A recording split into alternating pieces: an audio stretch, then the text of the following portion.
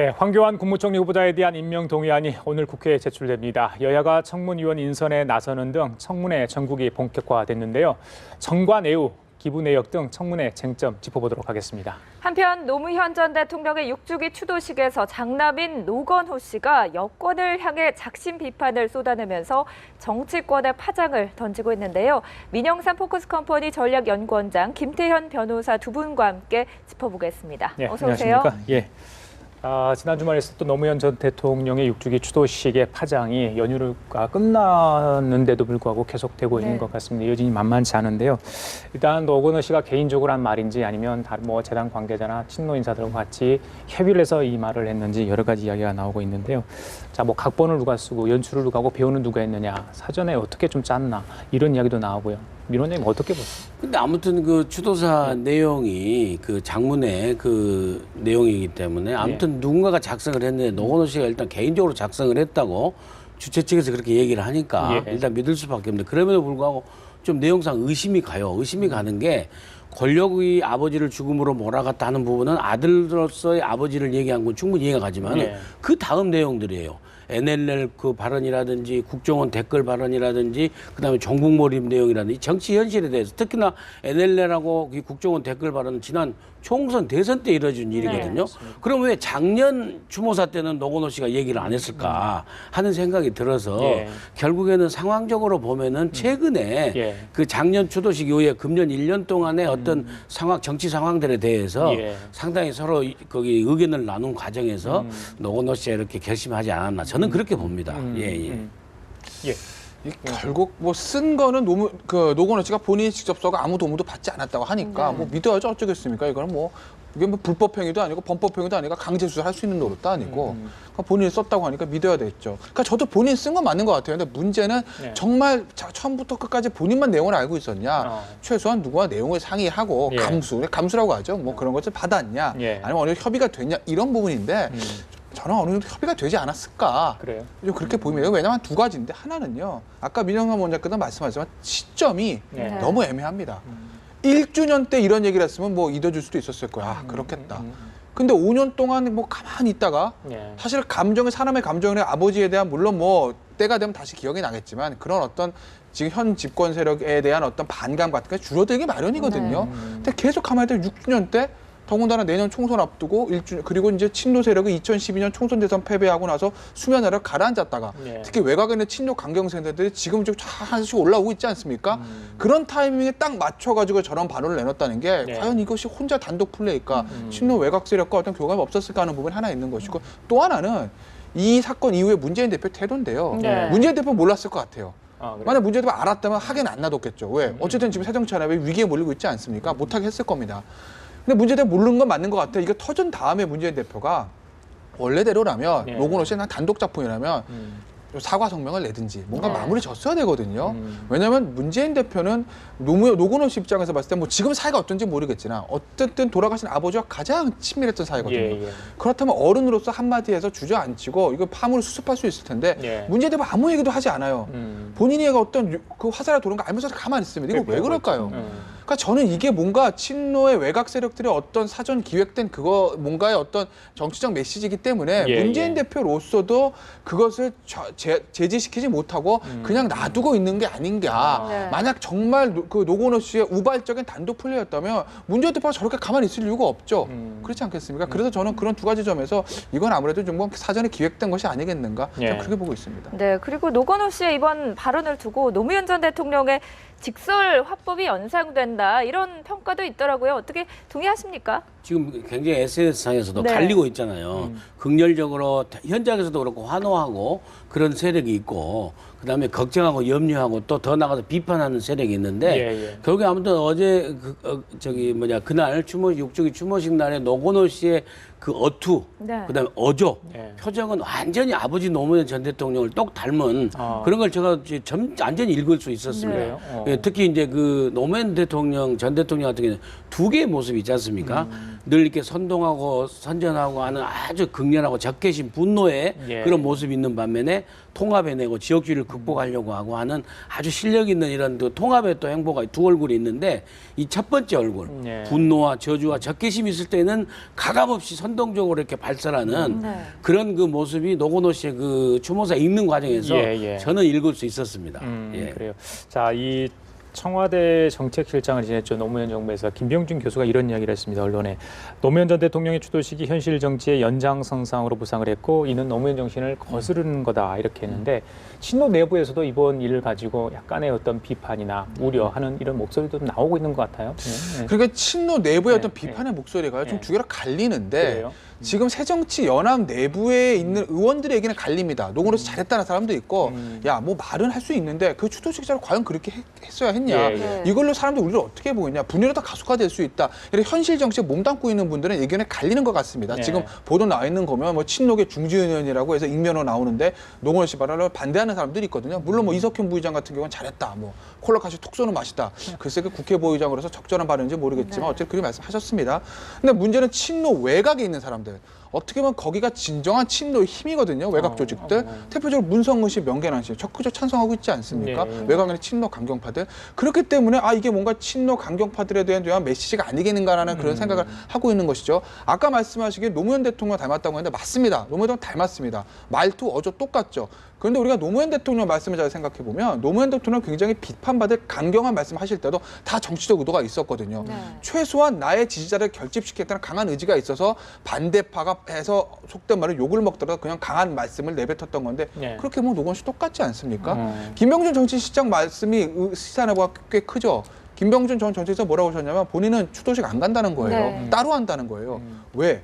정치화되고 있다는 거죠. 어. 정말 순수하게 노무현 대통령을 놔두고 우리가 순수한 추모를 해야 되는데 정치 네. 세력화되고 있다. 그러니까 예. 나는 거기 이제 안 가고 나는 따로 간다는 얘기 말씀하시거든요. 김병준 정책실장이 계속 언론 인터뷰할 때만 하신 얘기 똑같습니다. 친도 패거지 안 된다. 노무현 대통령 진짜 순수한 마음이 뭐냐. 우린 그걸 이어야 된다는 네. 말씀을 하시는데 글쎄 뭐 친노 세력들 김병준 정책실장의 말씀을 한번 귀담아 들어봐야 될 텐데 그러진 않을 거예요. 왜냐하면 김병준 정책실장은 정치의 뜻이 없으신 분 같고 다른 친노 세력들은 정치의 뜻이 있거든요. 그러니까 말을 드릴 데가 없죠. 그런가요? 네. 그 아들로서 좀 원망스러운 마음은 충분히 이해가 가지만 추도식에 참석한 손님에 대한 예의는 아니었다. 이게 대체적인 여론인 것 같습니다. 어쨌든 노건호 씨가 작심 발언을 한 건데 뭐 얻은 것과 잃은 게 있다면 어떤 부분이 있다고 보시나요? 그러니까 누가 뭐라고 그래도 아무튼 대체적인 여론은 아직 그 초상 문상이나 이런 데는 하던 싸움도 멈추는 거 아니겠습니까? 네. 예. 그런데 아무튼 그런 비판 여론은 그 상당히 그 예의에 어긋난 그런 부분에 대해서는 노건호 씨가 감수해야 될 것 같아요. 예. 근데 그럼에도 불구하고 노건호 씨가 설사 의도하지 않았더라도 핵심 친노, 네. 그다음에 강경 친노, 예. 그다음에 이 정부의 그 보수 진영에 대해서 아주 적극적으로 반대 의사를 갖고 있는 그런 층들은 노건호 씨가 할 말했다. 오히려 속 시원하다. 예. 그래서 이거 이석현 부의장 같은 분도 원래는 친노는 아니거든요. 예. 근데 그 부의장 같은 한 말씀 하신 게 뭐 콜라처럼 톡 썼다고 그랬잖아요. 예. 그런 그 민심을 일부는 결집시키는 그런 효과는 있다. 예. 그래서 오히려 근데 이게 제가 보기에는 문재인 대표한테는 부담으로 작용되지 않을까 하는 측면이 듭니다. 문재인 대표는 대표 취임해서 이승만 박정희 전 대통령 묘소 참배했지 않습니까? 이 노건호 씨의 내용하고는 전혀 다른 행보죠. 네. 그래서 예. 문재인 대표한테는 좀 부담으로 작용하지 않을까. 네. 예, 그런 사실 해석해봅니다. 노건호 씨 같은 경우는 현재 뭐 어떻게 보면 정치인이 아니지 않습니까? 그런데 이 정치적 행보를 했다고 할 수밖에 없어요. 사실은 뭐 중국에 유학 중인 상황이라는데 그래서 내년 총선이 앞두고 있기 때문에 과연 또 정계 진출하는 거 아닌가, 총선 출마하는 거 아닌가 이런 이야기가 벌써 또 나돌고 있고 또 노 전 대통령의 사위 박상환 변호사도 나올 수 있다 이런 얘기 좀 나오고 있거든요. 자, 이 노 전 대통령의 뭐 친인척이라고 해야 될까요? 이런 분들의 어떤 정계 진출 이 부분은 어떻게 보세요? 글쎄 뭐 그 출마하는 거 어떻게 말리겠습니까? 네. 본인의 정치적 자유가 있는 거고 노건호 씨가 출마해도 무리는 없을 것 같아요. 네, 뭐 예. 사이도 마찬가지고. 예. 근데 다만 이제 출마를 하게 되면 뭐 개인의 선택이긴 하겠지만 분명히 노무현 대통령에 대한 평가 문제가 쟁점으로 떠오를 것이거든요. 예. 그게 새정치연 이분 이제 뭐 하면 뭐 무소속 출마할 수도 있을 거고, 근데 뭐 확률적으로 새정치연합에서 공천 받아 출마를 하겠죠. 예. 그게 과연 새정치연합 전체적으로 도움이 될 것인가는 사실 미지수라는 거죠. 물론 친노 세력을 강하게 결집을 시킬 수 있겠지만 예. 결국 새정치연합이 어떤 친노만의 정당이 아니고 정말 중도개혁 정당으로 수권 정당을 지향한다고 하면 중도층의 표를 얻어야 되는데 예. 그게 도움이 될지는 미지수죠. 어. 아까 만약에 새정치연합이나 진짜 딱 분당돼가지고 비노계 한 번, 친노계 하나, 당이 쪼개진다고 하면 그렇게 해서 친노계 정당의 공천을 받는다면 아무 문제가 없겠지만 그게 아니라고 하면 예. 지금의 새정치연합 내에서 하나로 뭉쳐있는 새정치연합에서 출마한다라고 하면 본인의 출마가 당에 도움이 될 것인가? 네. 그건 사실 좀 물음표예요. 원장님, 일부 언론에 노건호 씨는 정치할 생각 없다 이렇게 이야기를 했대요. 참, 우리가 믿어도 될까요? 이렇다면 만약 정말 있다면 그건 모르지 않습니까? 그 진영 논리 이런 것들이 이제 계속 대물림되는 건 아닌가 이런 생각도 해봐요. 사실. 그렇죠. 그러니까 결국에는 김영삼 대통령, 김대중 대통령 아들도 다 정치 일선에 현직 뛰고 또 김해철 씨는 잘 안 됐지 않습니까? 근데 결국에 노건호 씨는 본인의 의사와는 관계없이, 그러니까 사실은 권양숙 여사가 워낙 말리는 형국이었어요. 그리고 주변에서는 늘 노건호 씨를 그 핵의 결집 주체로서 사실 늘 했으면 하는 일부 세력이, 일부 사람들이 있었거든요. 근데 권양숙 여사가 계속 말렸던 그런 형국인데, 적어도 제가 보기에는 그렇다면 좀 더 그 느슨한 사위 정도는 충분히 정치일선에 나올 가능성이 있다. 저는 그렇게 봅니다. 그리고 그렇게 그 노건호 씨나 사위 측에서 친인척이 나오는 것이 친노 세력으로서 나쁠 리가 없죠. 결심한 훨씬 더 도움이 될 거 아니겠습니까? 수도권이든 뭐 경남이든 부산 인근 내에서 딱 그 현역 의원으로서 뛰고 있으면 언제든지 노무현 정신을 구현할 수 있는 주체로서, 통로로서, 경로로서 충분히 그 국회의원을 활용할 수 있는 거 아니겠습니까? 그렇기 때문에 주변에서는 늘 좀 원하는 바가 상당히 있을 테고 사위 정도는 충분히 가능성이 있다. 저는 그렇게 봅니다. 그래요? 어쨌든 노건호 씨의 발언이 상당히 파장이 컸는데 그 봉변을 당한 김무성 대표, 그 5.18 전야제에 이어서 또 봉화마을에서도 이런 봉변을 당했는데 오히려 지지율이 올라가고 있다는 분석입니다. 어떻게 수혜를 받다고 봐야 되나요? 뭐 맞으러 가진 않았겠죠. 그거 맞으석 좋은 사람이 있겠습니까? 당연히 환영받고 싶죠. 어느 집권여당 대표인데. 하지만 어쨌든 물병의 어떤 효과라고 그래야 되나요? 반사적이고 톡톡히 누린 건 맞죠. 지지도가 아마 상승을 할 겁니다. 실제로 좀 그렇게 나타나고 있는 모습 보이고요. 일단은 뭐 중도층의 통합의 행보라고 할까요? 그런 모습들을 보여줬기 때문에 중도층에 굉장히 좋은 이미지를 줄 것이고 또 하나는 아마 보수층 결집 효과도 있을 겁니다. 사실은 그 김무성 대표가 그 5, 60대에 대한 지지도가 좀 약한 측면이 있었거든요. 전통적인 보수층. 그러니까 즉 전통적인 박근혜 대통령의 열렬한 지지층의 어떤 지지를 못 얻는 측면이 있었는데 아마 이거를 계기로 해가지고 보수층의 어떤 어떤 지지가 좀 결집할 가능성이 좀 있습니다. 어찌됐건 간에 그 보수층의 순서 눈으로 봤을 때 야, 광주 가서 통합했는데 물병을 맞았어? 노무현 대통령 추모하는데 물병을 맞았어? 그 사실은 그분들의 눈에서 농락이 안 되는 상황이거든요. 그렇다면 우리의 이익을 대변할 사람은 저 사람뿐이 아니겠는가라는 어떤 보수층 결집의 효과가 분명히 있을 겁니다. 그래서 당분간은 김무성 대표의 지지율이 좀 굉장히 상승 곡선으로 나타날 것 같아요. 원장님, 이 재보선 이후에 김무성 대표 재보선 지역 다 돌지 않았습니까? 오늘은 이제 구미를 방문한다고 그래요. 그래서 김무성 대표의 이렇게 어디를 가느냐 자체를 두고 이제 대권 행보다, 솔직하게 대권 행보다 이런 이야기를 하거든요. 그렇게 봐도 될까요? 오늘은 이제 그 박근혜 대통령에 대한 지원 세력 그래서 창조경제 그 혁신센터인가요? 이제 거기 이렇게 가는 걸로 보는데 김무성 대표는요 노무현 대통령하고 함께 김영삼 대통령 문화생으로 정치를 시작해서 70년대 민주화 투쟁했지 않습니까? 예컨대도 아시다시피 그랬기 때문에 김무성 대표 그래서 김영삼 대통령과 함께 90년에 1월달에 합당하면서 보수 진영으로 넘어오긴 했지만은 늘 민주화에 대한 체화된 측면이 있어요. 그렇기 때문에 오히려 강점이 되기 때문에 떳떳하게 5.18 그다음에 그 현장에도 갔던 거고 또 노무현 대통령인데 그 참여 여당 대표 처음 갔었던 거고 그러면서 나중에 이제 산업화 세력의 보수 진영에 합류한 정치인으로서 행보도 또 필요한 거 아니겠습니까? 그러니까 결국에 본인이 아무리 아니라고 부인해도 이게 다 대권 행보죠.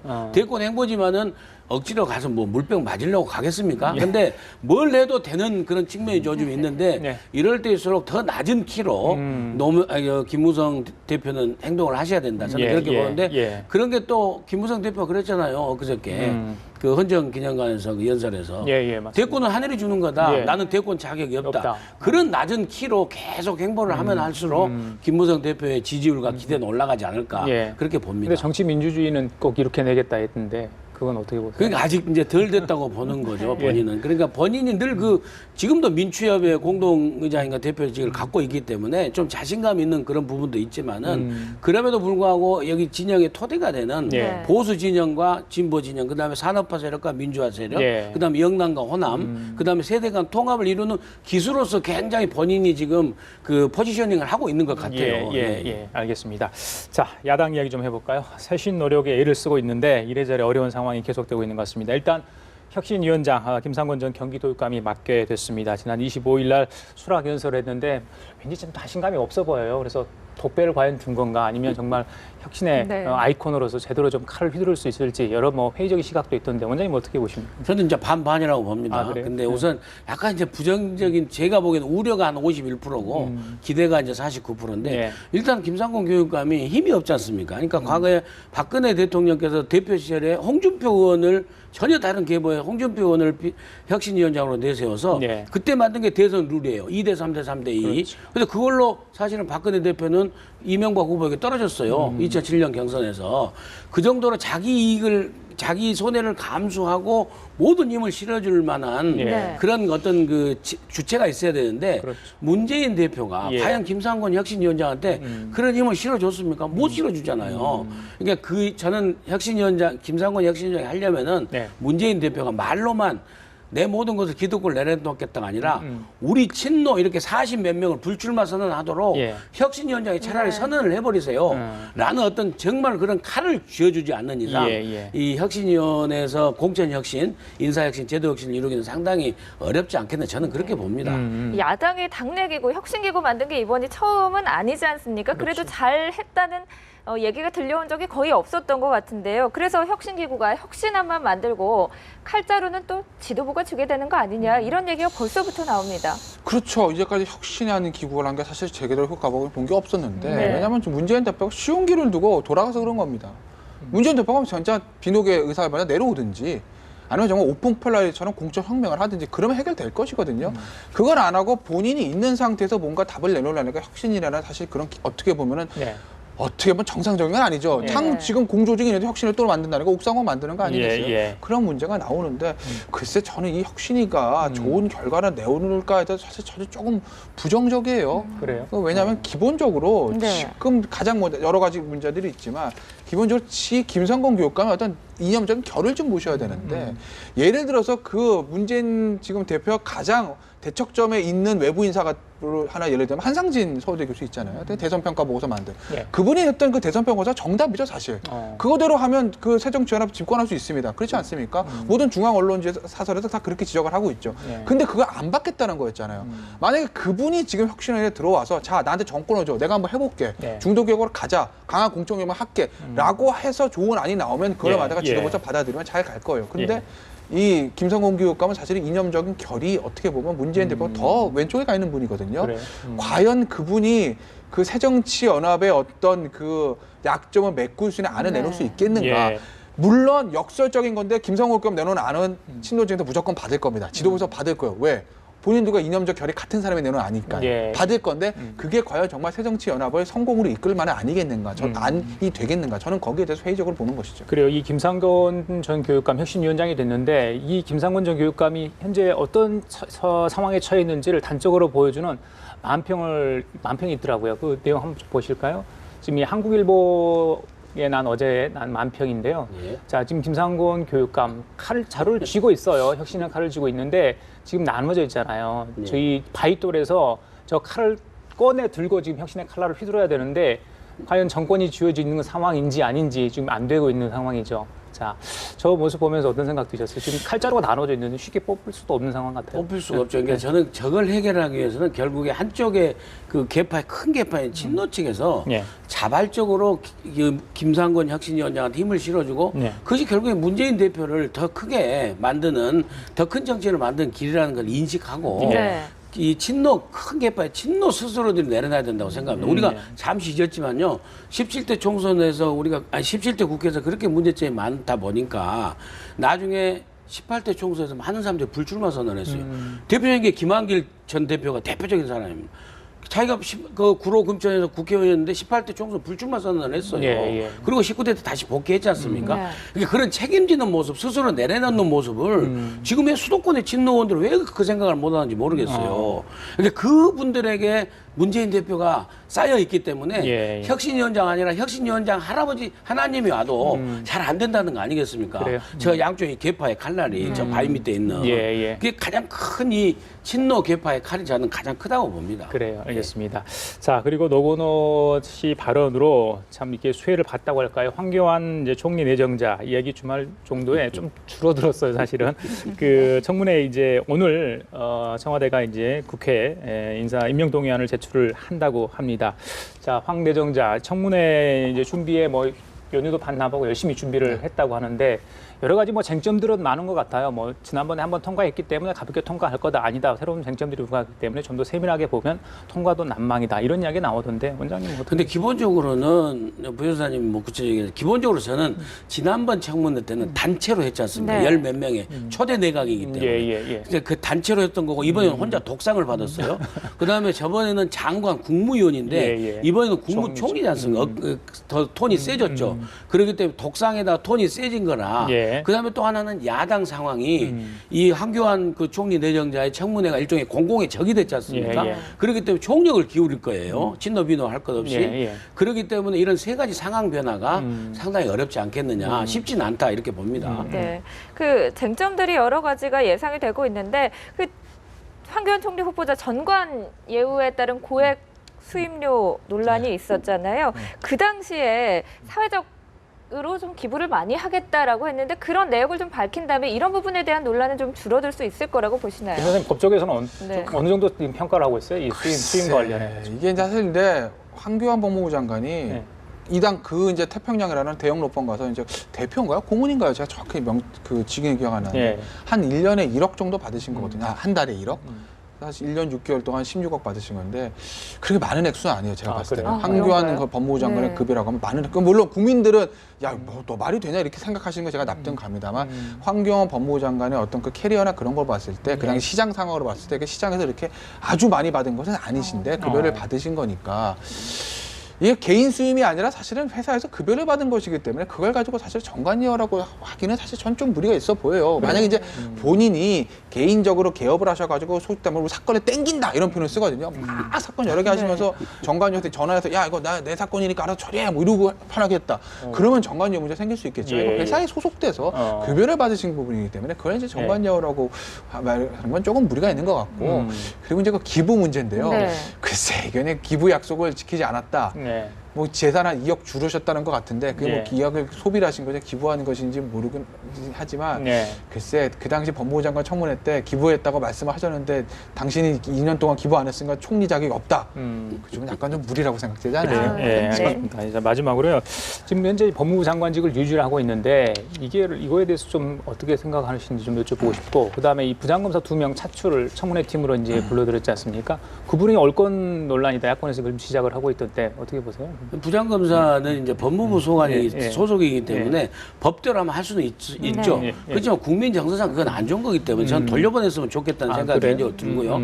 그다음에 지금 법무부 장관직을 유지하는 것은 이 그 김황식 총리 때 현재 감사원장이 국무총리로 내정이 돼서 한 4, 5일 정도로 제가 하신 걸로 봅니다. 그러니까 그 부분도 사실은 근데 문제는 이제 후속 법무부 장관 인사에 있어서 이 총리가 임명 제청을 해야 돼요, 대통령께. 그러면 지금 최경환 총리 대행이 해야 될지, 총리 내정자가 해야 될지 그런 점이 있네요. 그런 절차의 문제가 있기 때문에 그냥 유지하고 있지 않나 그렇게 봅니다.